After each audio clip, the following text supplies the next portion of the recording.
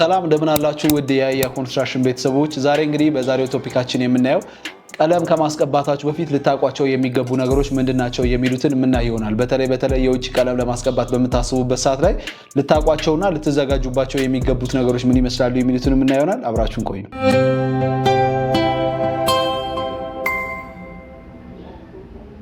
ለማታውቁ ወይም ደግሞ ካልሰማችሁ ያያ ኮንስትራክሽን ያያ ፔይንት ብለን የራሳችንን ቀለም ምርት ጀምረናል ቀለም ብቻም አይደለም ወተር ፕሩፊንግ ላይም ጀምረናል ማለት ነው ሶ ኮንስትራክሽኑን በዚህ እየሰራን በዚህ ደግሞ ወደ ቀለም ማኑፋክቸሪንግም ተቀላቅለናል ማለት ነውና አብራችሁ መስራት የምትፈልጉ ካላችሁ ክፍለ ሀገር ላይም ካላችሁ ክፍለ ሀገር ላይ ኤጀንት ሆናችሁ መስራት የምትፈልጉም ካላችሁ ኤኒ ታይም ልደውሉልን ትችላላችሁ አፎርደብል በሆነ ፕራይስ ልንሰጣችሁ እንችላለን ቀለም ስንል በጣም ብዙ አይነት ቀለሞች አሉ ከቴክስቸሮች አሉ ኤክስተርናል ፔይንቶች አሉ የውስጥ አለ ወተር ፕሩፊንግ እንደና አክሪሊክ ምንላቸው ሴሜንቲሽስ የተለያዩ አይነት ቢቱሚን ወተር ፕሩፊንጎች እነዚህን ምናመርት ይሆናል ማለት ነው እንግዲህ አብራችሁ መስራት የምትፈልጉ ስልክ አስቀምጥላችኋለሁ ኤኒ ታይም ስልካችን አቬሌብል ነው አገር ውስጥም ካላችሁ ውጪ መሆናችሁ ደግሞ ማሰራት የምትፈልጉ ሌበሩንም ይዘንላችሁ ልንሰራላችሁ እንችላለን ማለት ነው ሶ ፕራይሳችን በተቻለን አቅም ገበያው ላይ በጣም አፎርደብል በሆነ ፕራይስ የምንሰጣችሁ ይሆናል ማለት ነው እንግዲህ የዛሬ ቶፒካችን ብዙ ጊዜ ቀለም ለማሰራት ፕላን በመናደርግበት ሰዓት ላይ ብዙ ሚስ የምናደርጋቸው ነገሮች አሉ እንግዲህ እነዚህ ነገሮች ምንድናቸው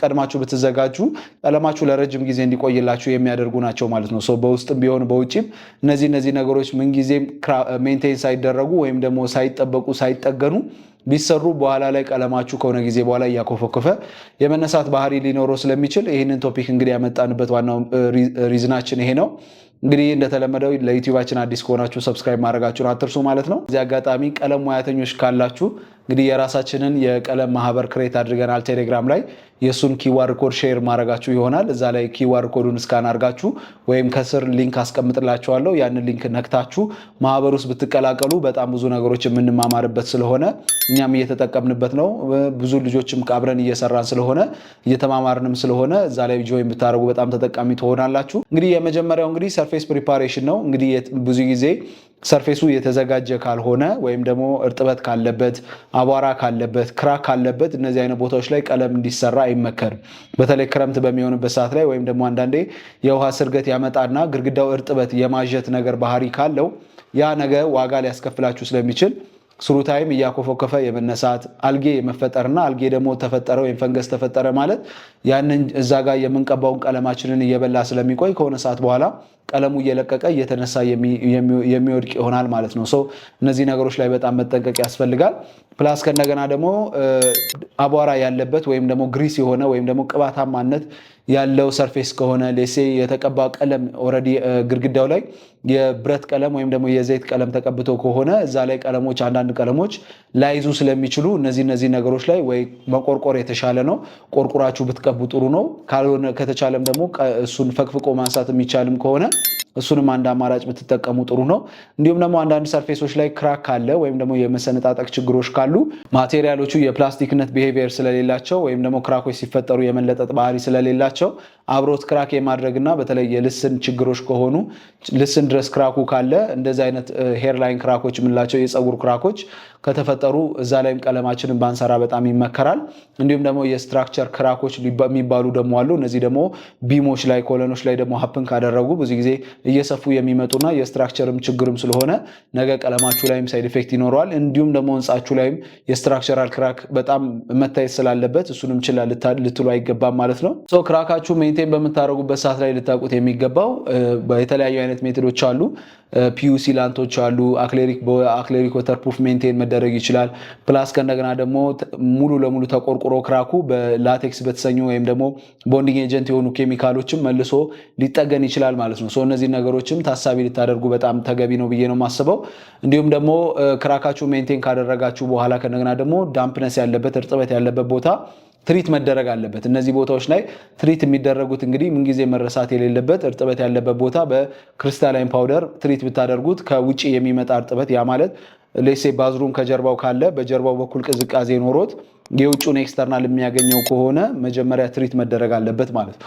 ሶ ይሄንን ክሪስታላይን ፓውደር ስትጠቀሙ እዚህ በውጭኛው በኩልም እንኳን በውስጥ በኩል የማይመች ከሆነ በውጭ በኩል ከቀባችሁት አስቀድማችሁ ሻጋታ የተፈጠሩ ቦታዎች ላይ ከተቀባ ከዚህ ከውስጥ በኩል የሚመጣውን ስርገት ሙሉ ለሙሉ ወደ ቀለሙ እንዳይመጣ ሊረዳልን ይችላል ማለት ነው እና ይሄ እስከ 95% ድረስ የመስራት ቻንስ አለው። ሶ እንደነዚህ አይነት ቦታዎች ላይ ብትጠቀሙት ጥሩ ነው። እንግዲህ በመቀጠል ዌዘር ላይ በጣም ሲሪየስ መሆን አለባችሁ። እርጥበት ወይም ደግሞ ዝናብ ያለበት ዌዘር ላይ ቀለም በተለይ ኤክስተርናል ፔንት አይሰራም። ለውስጥ እንኳን ብዙም ችግር የለውም። በተለይ ግን አንዳንዴ ግድግዳውን ሄዳችሁ በእጃችሁ በምትነኩበት ሰዓት ላይ የቅዝቃዜ ስሜት ካለ እንደነዚህ አይነት ቦታዎች ላይ በጣም ጥንቃቄ ልታደርጉ ይገባል ማለት ነው። ሶ ዝም ብላችሁ እዛ ቅዝቃዜ ያለበት ቦታ ላይ በምትሰሩበት ሰዓት ላይ ስሩ ታይም ያ እርጥበት ወደ ፈንገስና አልጌ የመቀየር ባህሪ ስላለው በተቻላችሁ አቅም ለነዚህ አይነት ቦታዎች ላይ ወደ ቀለም አፕላይ ለማድረግ ባትሄዱ ጥሩ ነው። እስኪደርቅ ጠብቃችሁ ከደረቀ በኋላ ወደ ቀለም ስራችሁ መሄድ ትችላላችሁ ማለት ነው። እንዲሁም ደግሞ ልታውቁ የሚገባው ሁሉም ቀለም ለውጭና ለውስጥ ይሆናል ማለት አይደለም። ለውስጥ የምንጠቀማቸው የውሃ ቀለም የምንለው አለ። ማይካ የሚባል ቀለሞች አሉ። የማይካ የምንላቸው የማይካ ፓውደርን የመጠቀም ቻንስ ስላላቸው ከኖርማል ገበያ ላይ ከምናገኘው ከውሃ ቀለም ትንሽ ወደድ ሲሉ ገበያ ላይ የምንመለከት ይሆናል። እንዲሁም በተጨማሪ ደግሞ እኛ የምንሸጠው ሺልድ የተሰኘ ፕሮዳክት አለን። እሱ ደግሞ ለውስጥም ለውጭም ፐርፐዝ ይሆናል። ለውስጥ ስትጠቀሙ ለረጅም ጊዜ እያጠባችሁት እንድትጠቀሙት ይረዳችኋል። ለውጭ ደግሞ በምትጠቀሙበት ሰዓት ላይ ዌዘር ሬዚስት የማድረግ እርጥበትን የመከላከል እንደነዚህ አይነት ቤኔፊቶች አሉት። የውሃ ቀለም ሆኖ ማለት ነው። ራሱን ችሎ ዌዘር ጋርድ ያለውን ቀለምም በዚህ መልኩ መመረት ይችላል ማለት ነው። ለውጭ ቀለሞች እንደነዚህ አይነት ፕሮዳክቶችን ስናመርት ለውስጥም ለውጭም ይሆናሉ። የውሃ ቀለም ግን ለውጭ የምትጠቀሙ ከሆነ ስርገትን በቀላሉ ሊያስገባ ይችላል። በቀለሙ በዝናብ ሊታጠብ ይችላል። ላዩ ላይ ግዴታ ዌዘር ጋርድ ማድረግ ይኖርባቸዋል ማለት ነው። የቀለም ብዙ ጊዜ ቀለም ስንል አብዛኛውን ጊዜ የከለር ልዩነት የሚመስላችሁ ወይም ደግሞ ግሬ ነጭ እያልን የምናወራ የሚመስላችሁ ሰዎች አላችሁ። ቀለም ስንል ለኤክስተርናል ፐርፐዝ የምንጠቀመው እንዳልኳችሁ ቀለም ስንል ለኤክስተርናል ፐርፐዝ የምንጠቀመው ቴክስቸሮችም አሉ። ሚዲየም ቴክስቸር የሚባል አለ፣ ኮንቴክስትራ የሚባሉ አሉ። የተለያዩ አይነት ቴክስቸሮች አሉ እና እነዚህ አይነት ቴክስቸሮች ተደርገው ከዛ በኋላ ደግሞ በዌዘር ጋርድ ደግሞ መደገፍ አለባቸው ማለት ነው። የውስጥ ግን ስንመጣ የውሃ ቀለም አለ፣ ማይካ አለ፣ እንዳልኳችሁ ደግሞ ፕሪሚየሙን ከፈለጋችሁ ደግሞ ሺልድ አለ ማለት ነው።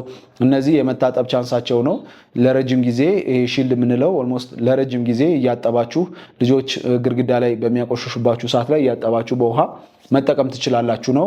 ማይካ ላይም ስትመጡ ሰማው በውሃ ይታጠባል።